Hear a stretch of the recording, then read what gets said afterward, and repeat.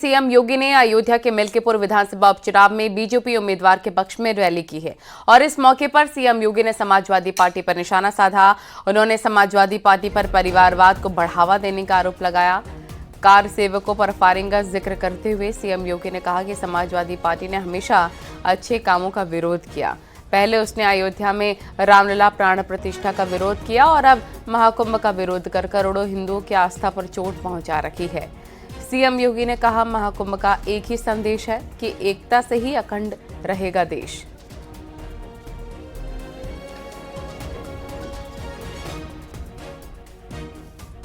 यही समाजवादी पार्टी है। जिस समाजवादी पार्टी के हाथ कार सेवकों की खून से सने हुए हैं, जिन्होंने सरयू मैया को कार सेवकों के खून से लाल करने का काम किया था। अयोध्या की गलियों में निर्दोष कार सेवकों पर गोलियां बरसाई थी। ये वही समाजवादी पार्टी है। अयोध्या में राम मंदिर का विरोध करती है, महाकुंभ का विरोध करती है। जब हम लोगों ने प्रधानमंत्री जी की प्रेरणा से अयोध्या के इंटरनेशनल एयरपोर्ट का नामकरण महर्षि वाल्मीकि के नाम पर रखा, समाजवादी पार्टी ने उसका भी विरोध कर दिया। एकता के मार्ग में सबसे बड़ी चुनौती है जातिवाद, सबसे बड़ी चुनौती है परिवारवाद, और आज उसी परिवारवाद पर प्रहार करने के लिए मैं आपके पास आया हूं। उसी जातिवाद पर प्रहार करने के लिए मैं आपके पास आया हूं, आपसे अनुरोध करने के लिए, आपसे अपील करने के लिए। आपके विकास में बाधा है ये परिवारवाद और जातिवाद की राजनीति। आपके विकास में बाधा है ये बांटने की राजनीति। आपकी आस्था के साथ खिलवाड़ है परिवारवाद की राजनीति और जातिवाद की राजनीति। ये जातिवाद की राजनीति वे लोग कर रहे हैं, ये परिवारवाद की राजनीति वे लोग कर रहे हैं जिन्होंने केवल और केवल अपने परिवार की चिंता की, जनता जनार्दन की चिंता नहीं की। किसी दलित, किसी वंचित, किसी पिछड़ी जाति के व्यक्ति का, किसी का भी इन्होंने कभी उत्थान नहीं किया। लोहिया जी ने एक बात कही थी समाजवादियों के लिए। उन्होंने कहा था, संपत्ति और संतति के चक्कर में जो पड़े वह समाजवादी नहीं। आप मुझे बताओ, ये आज के समाजवादी तो संपत्ति के ही चक्कर में ज्यादा पड़े हैं। जो प्लॉट खाली है वह प्लॉट हमारा है, उस पे सब जगह इनके झंडे लग जाते थे, जगह जगह झंडे लग जाते थे, कब्जा कर लेते थे। इनका झंडा अपराधी और माफियाओं को बचाने के लिए था। और बहनों और भाइयों, इनकी सहानुभूति कभी किसी गरीब के प्रति नहीं होती है, किसी कमजोर के प्रति नहीं होती है। ये लोग उस हर कार्य का विरोध करते हैं। देख रहे होंगे समाजवादी पार्टी के अध्यक्ष का, पूर्व मुख्यमंत्री का बयान, महाकुंभ को लेकर के जब पूरा देश और पूरी दुनिया प्रयागराज की धरती की ओर आकर्षित हो रही है, तब ये रोज महाकुंभ के बारे में दुष्प्रचार करते हैं, रोज दुष्प्रचार करते हैं। यानी दुष्प्रचार करके भारत की आस्था के साथ खिलवाड़ करते हैं, आपकी आस्था के साथ खिलवाड़ करते हैं। याद करिए 22 जनवरी 2024 को जब अयोध्या में आदरणीय प्रधानमंत्री श्री नरेंद्र मोदी जी के कर कमलों से 500 वर्षों का इंतजार समाप्त हुआ और प्रभु रामलला अयोध्या में विराजमान हुए, समाजवादी पार्टी ने तब भी विरोध किया था। समाजवादी पार्टी ने तब भी विरोध करके आपकी आस्था के साथ खिलवाड़ किया था। और इससे पहले कल दिल्ली के दंगल में सीएम योगी ने आम आदमी पार्टी और केजरीवाल के खिलाफ बड़ा हमला बोला। सीएम योगी ने केजरीवाल से सवाल पूछा कि उन्होंने 55 मंत्रियों के साथ संगम में डुबकी लगाई। क्या अरविंद केजरीवाल ऐसा कर सकते हैं? क्या वो कैबिनेट के साथ यमुना में डुबकी लगाएंगे? जय श्री राम। जय जय श्री राम। दिल्ली विधानसभा चुनाव में यूपी के मुख्यमंत्री योगी आदित्यनाथ अपने प्रचार अभियान की शुरुआत कर चुके हैं। सीएम योगी ने पहली रैली किराड़ी में की। अपने भाषण में सीएम योगी ने सबसे पहले यूपी मॉडल और दिल्ली मॉडल की तुलना करते हुए अरविंद केजरीवाल पर निशाना साधा। वहीं प्रयागराज महाकुंभ, राम मंदिर, काशी विश्वनाथ कॉरिडोर का जिक्र भी अपनी जनसभा में किया। अब से थोड़ी देर पहले पूरी जनता को संबोधित करते हुए उन्होंने दिल्ली और यूपी मॉडल की तुलना करके बताया किस तरह से यूपी से लगता हुआ ओखला है, वहां उद्योग डेवलप नहीं हुए, लेकिन यहाँ बांग्लादेशी घुसपैठिए बसा दिए गए। सीएम योगी ने आम आदमी पार्टी पर जमकर निशाना साधा। सीएम योगी ने कहा कि आम आदमी पार्टी की सरकार अपने वादे ही पूरे नहीं कर पाई। सीएम योगी ने आप संयोजक अरविंद केजरीवाल को बड़ा चैलेंज भी दिया। सीएम योगी ने कहा कि हमने कैबिनेट के साथ पवित्र संगम में स्नान किया, क्या केजरीवाल यमुना नदी में अपनी कैबिनेट के साथ स्नान कर सकते हैं?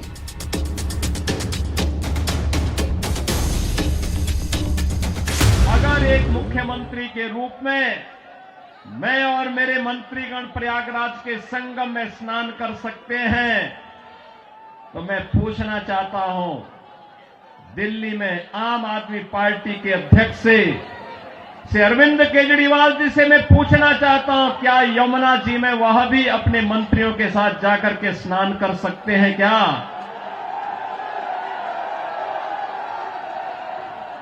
अगर उनमें नैतिक साहस है तो उनको इसका जवाब देना चाहिए। यमुना मैया को एक गंदे नाले के रूप में बदलने का अपराध क्या उन्होंने किया है कि नहीं किया है? और अगर वह व्यक्ति इस बात का अपराधी है तो फिर मुझे नहीं लगता है कि जनता जनार्दन की इस अदालत में उन्हें कोई माफी दी जानी चाहिए। सीएम योगी ने दिल्ली सरकार को लेकर निशाना साधा कि यहाँ पता नहीं चलता कि गड्ढे में सड़क है या सड़क में गड्ढे। अच्छी सड़क देखनी हो, मॉडल देखना हो, मेट्रो का मॉडल जो सर्दार अटल बिहारी वाजपेयी जी ने प्रारंभ किया था, उसे देखने के लिए पूरा देश दिल्ली आता था। सड़कों की बात होती थी, दिल्ली आता था। स्वच्छता की बात होती थी, दिल्ली आता था। कोई नया कार्य होता था, उसको देखने के लिए लोग दिल्ली आते थे। लेकिन बहनों और भाइयों, आज क्या स्थिति है, क्या बना दिया है? सड़क पे गड्ढा है या गड्ढे में सड़क है, कोई पता ही नहीं लग रहा है। मैं जब से चल रहा हूं यही दिल्ली के अंदर देख रहा हूं। दिल्ली में गंदगी और कूड़े के ढेर को लेकर भी सीएम योगी ने दिल्ली सरकार पर बड़ा हमला बोला। उन्होंने कहा कि दिल्ली सरकार यमुना को साफ नहीं कर सकी और इसका खामियाजा मथुरा वृंदावन के संतों और श्रद्धालुओं को भी उठाना पड़ता है। कूड़ा का ढेर पड़ा हुआ है, गंदगी का ढेर पड़ा हुआ है। दिल्ली राष्ट्रीय राजधानी के अंदर इस प्रकार की दुर्गति हो, सीवर बहरा सड़कों पर, हमारे वाहनों को भी उसी सीवर के बहते हुए सीवर से गुजरना पड़ा। और अभी तो पेयजल का भीषण संकट आने वाला है। दिल्ली में आम आदमी पार्टी की सरकार का पाप का भुक्तभोगी हमारी पावन मथुरा वृंदावन के श्रद्धालुओं को और संतों को भी उठाना पड़ता है। वहां मां गंगा एक गंदे नाले में बदल करके जाती है। सीएम योगी ने दिल्ली में ताबड़तोड़ 3 जगहों पर प्रचार किया। किराड़ी, करोलबाग और जनकपुरी में सीएम योगी ने रैली की। सीएम योगी की दिल्ली में कुल 14 जनसभा होनी है। 28 जनवरी को मुस्तफाबाद, घोंडा, शाहदरा, पटपड़गंज, 30 जनवरी को महरौली, आरकेपुरम, राजेंद्र नगर, छतरपुर, 1 फरवरी को पालम, बिजवासन, द्वारका में सीएम योगी रैली करेंगे।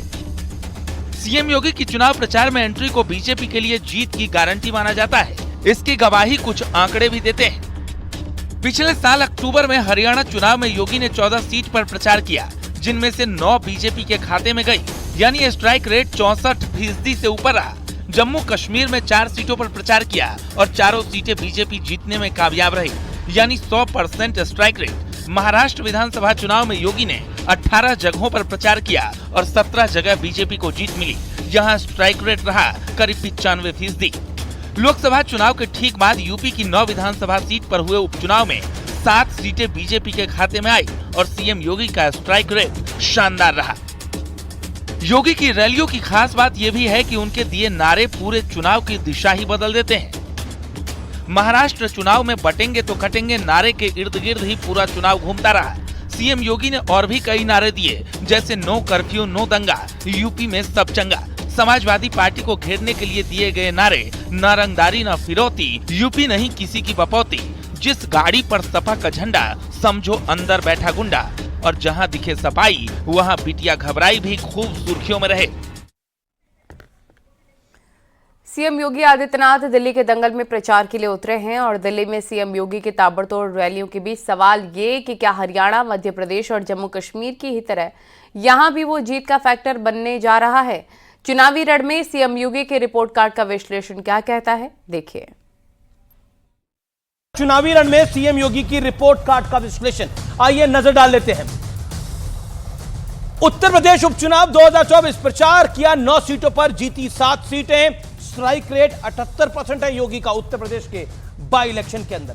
महाराष्ट्र का चुनाव 18 सीटों पर योगी आदित्यनाथ ने प्रचार किया, 17 सीटें जीती, स्ट्राइक रेट 95% है।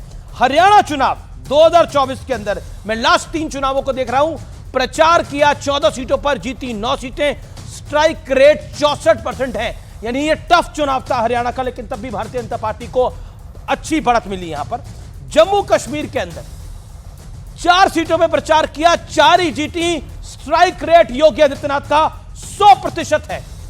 दिल्ली में पूर्वांचल पावर, पूर्वांचलियों का असर कितना है आपको मैं बता देता हूं। करीब 20 सीटें हैं, 40 से 50% वोट है यहां पर। दिल्ली में कुल वोटर जो है वो 1,55,00,000 के करीब है और जो पूर्वांचली वोटर है वो 40 से 45 लाख है। यानी ये डिसाइसिव वोट बैंक है। लेकिन बड़ा सवाल आज का क्या है? बड़ा सवाल यह है, क्या योगी की एंट्री से चुनाव में हिंदुत्व की धार और जोरदार होगी? इसे ग्रैंड एंट्री भी कह सकते हैं। और न्यूज 18 के साथ बातचीत में सीएम पुष्कर सिंह धामी ने यूसीसी पर प्लान को लेकर चर्चा की और इस दौरान सीएम पुष्कर सिंह धामी ने कहा, इसे लेकर तेजी से काम चल रहा है। उत्तराखंड की जनता से क्या वादा पूरा किया है, जनवरी में ही यूसीसी लागू कर दिया जाएगा। नई सरकार के गठन होते ही सबसे पहला काम हमने यूसीसी का इसके लिए ड्राफ्ट कमेटी बनाई। पहला मंत्रिमंडल में हमने ये निर्णय किया और कमेटी बनाई ड्राफ्ट बनाने वाली, उसने कमेटी ने अपना काम किया और 2,35,000 से भी ज़्यादा लोगों से सुझाव लिए गए और विभिन्न जो हमारे हितधारक हैं, स्टेक होल्डर्स, उनसे भी बात हुई और हमारे अनेक संगठनों के लोगों से, राजनीतिक दलों के लोगों से, धार्मिक संगठनों से, सभी से सुझाव लेकर कमेटी ने अपना ड्राफ्ट बनाया और ड्राफ्ट सरकार को दिया, हमको दिया। हमने उसको विधानसभा में प्रस्तुत किया और विधानसभा में वो विधेयक बन गया। विधानसभा ने उसको पारित कर दिया। फिर राष्ट्रपति महोदय की भी उसमें हमको मंजूरी मिल गई और फिर हमने उसके लिए एक्ट बनाने के लिए कमेटी का गठन किया और एक्ट बनाने वाली कमेटी ने एक्ट बनाकर अक्टूबर माह में हमको 2024 में एक्ट भी दे दिया। अब उसके लिए एक्ट बनने के बाद उसको इम्प्लीमेंटेशन के लिए जो है बहुत सारे डिपार्टमेंट काम करते हैं, बहुत सारी चीज़ों में परिवर्तन भी होता है, सरलीकरण भी करना था, ऐप भी लाने थे, तो वो सारी ट्रेनिंग की प्रक्रिया हमारी चलती रही और अब प्रक्रिया हमारी अंतिम चरण में है और एक्ट को अभी हमारे जो है ये लागू करने वाले एक्ट को हमारे मंत्रिमंडल से भी मंजूरी हो गई है। तो बहुत जल्दी, और देवभूमि उत्तराखंड की जनता से ये हमारा वायदा था, हमारे प्रधानमंत्री जी के नेतृत्व में हमने ये वायदा किया था और हम इस वायदे को पूरा कर रहे हैं।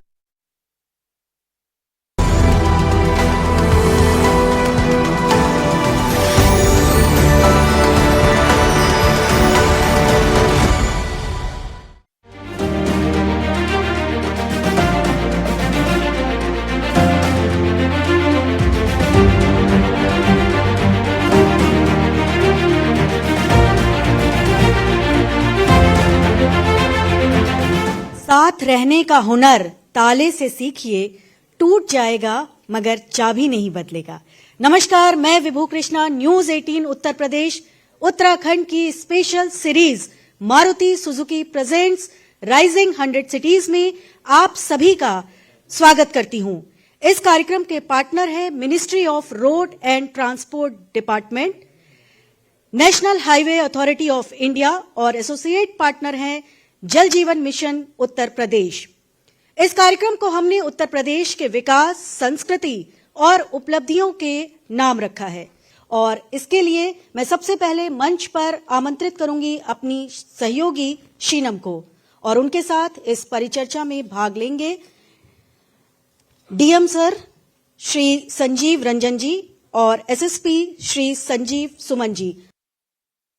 कानून व्यवस्था की अगर हम बात करें, इसको लेकर क्या क्या चीजें और हैं आपको लगता है कि बेहतर होंगी? हम लोग बहुत ही कंफर्टेबली ये क्लेम कर सकते हैं कि हमारे समय में, इस पूरे 1 वर्ष के कार्यकाल में, कानून व्यवस्था कभी भी प्रतिकूल नहीं हुआ। कभी भी इस जिले में हम लोगों ने कोशिश की कि किसी प्रकार का कानून व्यवस्था बिगाड़ने वाले व्यक्तियों पे कार्रवाई हो।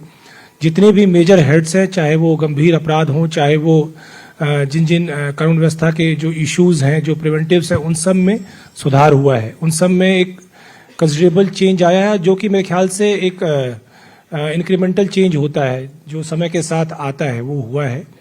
और आने वाले समय में भी हम लोग प्रयास कर रहे हैं कि और भी जो चेंजेस हैं, टेक्नोलॉजिकली हम लोग एडवांस्ड हुए हैं। टेक्नोलॉजी वाइज हम लोगों ने बहुत चीज़ें अडॉप्ट की हैं और चाहे वो हमारे इन हाउस मैनेजमेंट का काम हो या पुलिस डिपार्टमेंट पर से पे, या फिर हमें क्राइम और क्रिमिनल्स को पकड़ने में और ट्रैक करने में, इस दोनों जगह हम लोगों ने टेक्नोलॉजी का मेजर इनटेक किया है, जिसके चेंजेस हमें अभी से दिखना शुरू हो गए, लेकिन आने वाले समय में और भी बदलाव आएगा। बिल्कुल। अगर स्मार्ट सिटी की हम बात करें, लगातार इसको लेकर सर काम भी चल रहा है, आपके मन में क्या क्या चीजें हैं, क्या क्या योजनाएं हैं जो आने वाले वक्त में हम देखेंगे अलीगढ़ में? स्मार्ट सिटी एक ऐसी योजना है जो कि सिटी के होलिस्टिक डेवलपमेंट के ऊपर इसका ध्यान केंद्रित रहता है। तो इसके अंतर्गत जितने प्रोजेक्ट लिए गए थे, जहां तक मेरी जानकारी है, 1-2 प्रोजेक्ट को छोड़कर ज्यादातर पूरे हो गए हैं। उसमें एक मल्टी लेवल पार्किंग की व्यवस्था है जो कि ऑनगोइंग है और 1-2 और प्रोजेक्ट हैं जो कि रुके हुए हैं। लेकिन इसके अलावा जो नगर विकास की काफी योजनाएं हैं जो कि महानगरों के विकास के लिए है, जैसे सड़कों के सामान्य तौर पे जो शहर होते हैं, शहरों में दो चीजें की इम्पोर्टेंट होती है। एक तो सड़क और दूसरा उसके लिए ड्रिंकिंग वाटर और ड्रेनेज का। तो ये तीनों चीजों के लिए सरकार के पास अपनी योजनाएं हैं। सीएम ग्रिड के अंतर्गत काफी सड़कें यहाँ की ली गई है, उस पे वो सैंक्शन होकर उस पे काम जल्दी ही शुरू होगा।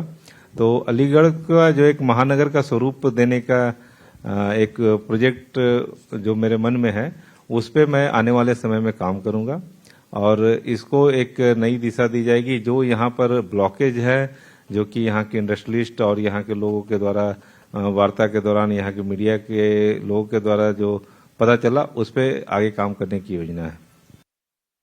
योजनाओं को धरातल पर उतारने की जिम्मेदारी वहां के आला अधिकारियों की होती है। सबसे पहले आमंत्रित करना चाहूंगी अपनी साथी नेहा को और इस सत्र में उनके साथ चर्चा में भाग लेंगी अलीगढ़ कमिश्नर संगीता सिंह जी। जोरदार तालियों के साथ स्वागत करें। आपने आयुष्मान योजना के लिए बहुत ज्यादा काम किया है, 70 साल से ज्यादा उम्र वाले लोगों को उसमें शामिल करवाया है। मैंने देखा बहुत सारी चीजें हैं, बहुत सारी स्कीम को धरातल तक उतारा है आपने। आज की डेट में योजना में उत्तर प्रदेश में 1.13 करोड़ परिवार सम्मिलित हैं और आज की डेट में मुझे ये बताते हुए प्रसन्नता हो रही है कि लगभग 5 करोड़ 18 लाख के करीब कार्ड बन चुके हैं उत्तर प्रदेश में। 6000 से अधिक अस्पताल इम्पैनल हो चुके, जो शुरू से लेके अंत तक, इंसेप्शन से लेके अभी तक लगभग 54 लाख ट्रीटमेंट्स हुए इस स्कीम के अंतर्गत, which amount to around more than 9,000 crores। तो एंड उसमें इंक्लूसिव है kidney transplants, heart procedures, knee replacements, hip replacements और नॉर्मल प्रोसीजर्स ऑफ कोर्स। तो टर्शरी केयर, सेकेंडरी केयर के जितने भी इंपॉर्टेंट प्रोसीजर्स हैं वो सारे इसके अंतर्गत शामिल हैं। अस्पताल बढ़ चढ़ के भाग ले रहे हैं और बहुत सारे लोगों की जिंदगी बदली है, बिकॉज जो पैसा वो अचानक आने वाली बीमारी के क्रम में जो वो खर्च कर देते तो उससे उनको निजात मिली और वो दूसरी तरफ मुड़े। एक टैगलाइन थी जो हम लोग यूज करते थे, स्वास्थ्य समृद्धि जन सम्मान। तो स्वास्थ्य समृद्धि जन सम्मान का जो अगर मैं इलैबोरेट करूं तो स्वास्थ्य ऑफ कोर्स है ही, पर समृद्धि भी है, बिकॉज आप जो पैसा बीमारी में खर्च करते हैं उसकी जगह अब आप दूसरी चीजों में खर्च कर सकते हैं।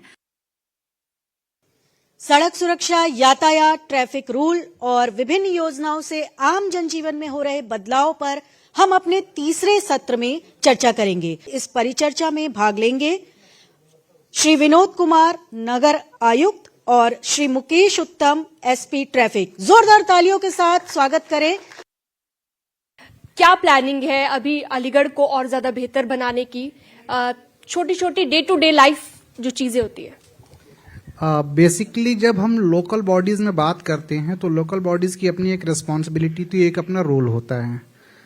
अगर किसी व्यक्ति के बारे को कोई अगर आदमी सोचे कि हमको नगर निगम से, नगर पालिका से, स्थानीय निकाय से क्या क्या आवश्यकताएं हैं, सुबह पानी मिलना चाहिए, रोड साफ होना चाहिए, नाले साफ होने चाहिए, शाम को बिजली जो स्ट्रीट लाइट्स हैं वो हो जानी चाहिए, जो नगर निगम या उस पर स्थानीय निकाय की गलियां हैं या सड़क हैं वो सही होनी चाहिए। बेसिकली 5 चीज हैं जिस पर किसी भी स्थानीय निकाय को अपना पूरा प्राइमरी काम है जिस पर ध्यान केंद्रित करना चाहिए।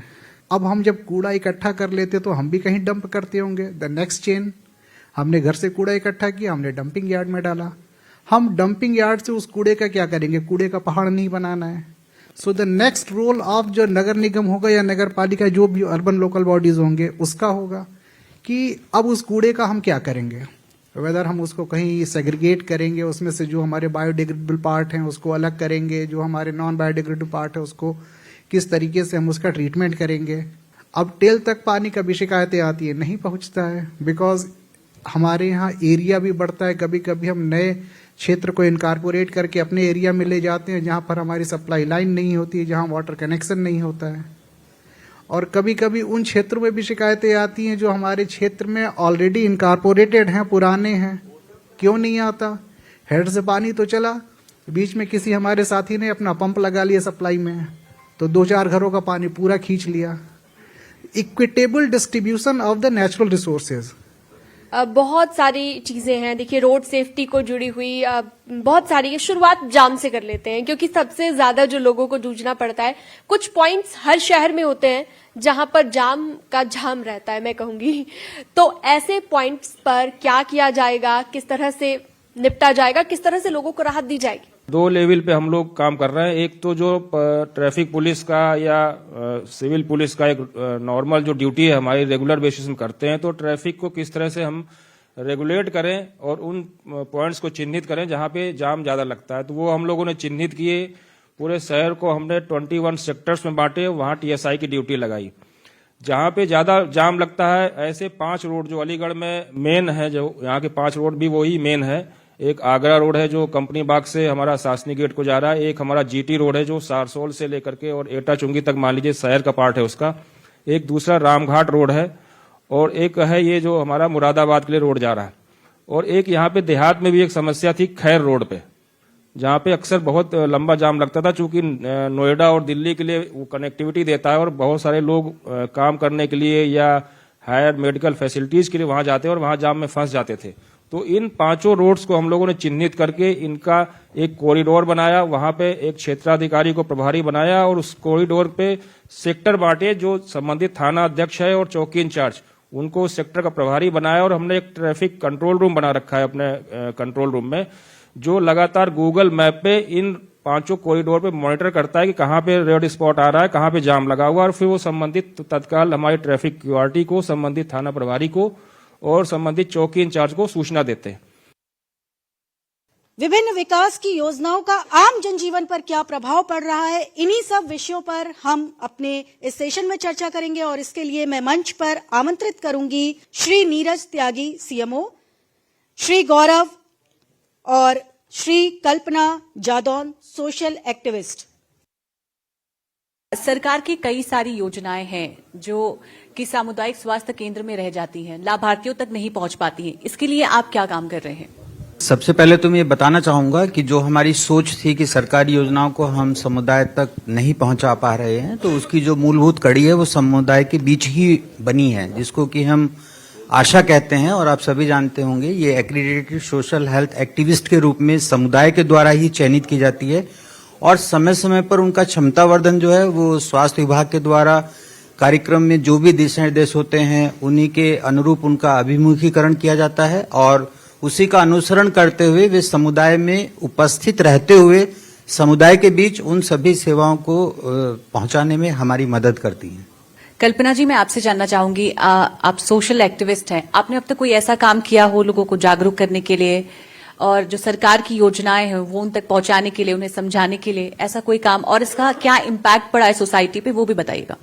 गांव में जाकर कैंप लगाना, वृद्धा पेंशन, विधवा पेंशन जो सरकार द्वारा दी जाती है महिलाओं को, उनके प्रति उन्हें जागरूक करना, या किसी प्रकार की कोई समस्या उन्हें आती है, क्योंकि कहीं ना कहीं उन लोगों को नहीं पता होता कि व्हाट इज द प्रोसेस, तो इन सब चीजों में उन्हें हेल्प आउट करना। एंड नो डाउट मैं मोर देन 500 महिलाओं को अब तक हेल्प आउट कर चुकी हूँ इन सब चीजों के लिए, और सीएमओ सर इस वक्त हमारे साथ मौजूद हैं, तो इनकी देखरेख में हमारे शहर में टीबी मुक्त भारत का जो एक अभियान है उसको बहुत जोरों शोरों पे चलाया जा रहा है। सरकार से क्या उम्मीदें हैं, और जो काफी हम देखते हैं कि बहुत सारी योजनाएं आती हैं उसको धरातल पर उतारने के लिए आप क्या कर रहे हैं? सरकार बहुत सारी स्कीम्स ला रही है इस समय और सारे इंडस्ट्रियलिस्ट को इस समय उसका लाभ लेना चाहिए। हर फील्ड में, हर तरह के बिजनेस में गवर्नमेंट की अलग अलग स्कीम्स हैं और बहुत सी स्कीम्स धरातल पे भी बहुत यूजफुल होती हैं। बैंक से लोन सब बिजनेसमैन को इजीली मिल रहे हैं। मेन जो बिजनेसमैन के लिए पहले प्रॉब्लम होती थी सेफ्टी की, वो सेफ्टी भी अब इन गवर्नमेंट में बहुत ज्यादा अच्छी हो गई है। हर बिजनेसमैन अपने को सेफ महसूस कर रहा है। कहीं भी आप मनी ट्रांसफर कर सकते हैं, पैसा ले जा सकते हैं, कर सकते हैं। तो सेफ्टी जो पहले प्रायोरिटी नहीं होती थी गवर्नमेंट्स की, इस गवर्नमेंट ने प्रायोरिटी पे रखा है और इससे बिजनेसमैन को बहुत फायदा हुआ है। राइजिंग अलीगढ़ के अंतर्गत आज हमने सड़क सुरक्षा, यातायात, कौशल विकास, स्वास्थ्य, स्वच्छता सरीखे कई मुद्दों पर बातचीत की और जाना आम जनजीवन में हो रहे बदलाव के बारे में। आज इस सफर में बस इतना ही। अगले एपिसोड में उत्तर प्रदेश के एक और नए शहर की संवरती तस्वीर से आपको रूबरू कराएंगे। तब तक के लिए खुश रहिए, मस्त रहिए और सड़क सुरक्षा के नियमों का पालन करते रहिए। नमस्कार।